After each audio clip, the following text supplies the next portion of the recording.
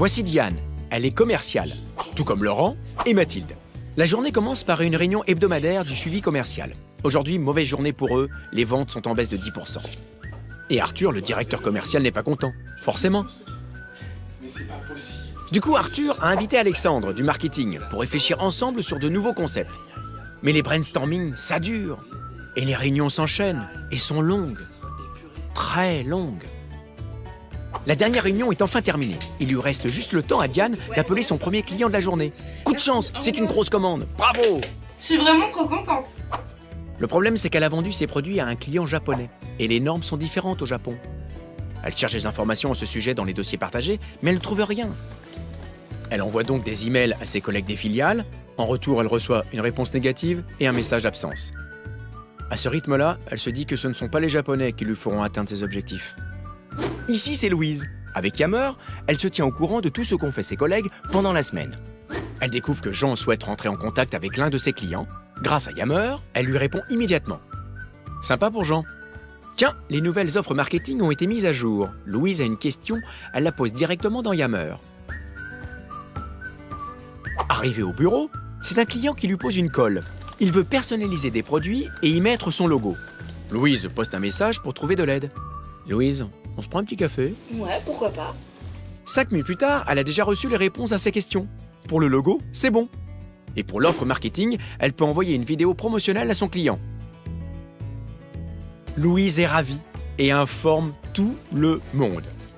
À ce rythme-là, elle se dit qu'elle va finir plus tôt aujourd'hui. Alors ce soir, ce sera dentiste ou shopping? Bon, ok, on a compris. Shopping, Louise. Yammer, votre réseau collaboratif d'entreprise.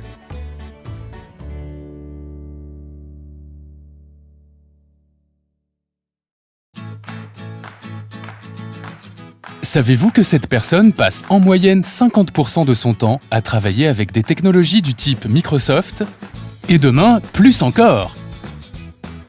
Je me débrouille très bien avec ce que j'ai aujourd'hui. Je n'ai pas le temps de changer ni envie de devenir une experte du numérique. Pourtant, beaucoup d'innovations sont faciles d'accès. Elles viennent du grand public. Elles nous rendent plus efficaces et nous font gagner du temps. Mais moi, j'ai pas le temps d'aller à des formations pour ça. Pourtant, c'est vous qui avez besoin de ces innovations pour gagner en efficacité. Bah oui, c'est vrai. Si on vous explique pourquoi changer, là, vous avez tout à y gagner. On vous suggère les nouveautés les plus utiles pour vous, sous un format sympa, avec la possibilité de voir quel contenu vos collègues ont apprécié. En fait, vous gagnez du temps en sachant exactement ce qu'il faut apprendre pour devenir meilleur dans votre métier. Nous avons réuni 3 ingrédients essentiels pour un apprentissage réussi. 1. Apprendre les bonnes pratiques autour du numérique. 2. Apprendre en faisant. C'est comme si on était à côté de vous. On vous dit où cliquer. 3. Enfin, apprendre en partageant. Un forum de discussion où vous pouvez poser vos questions et échanger vos astuces. Ah, pas mal. Et comment je sais que ça marche? Pour vous évaluer, on vous fait jouer.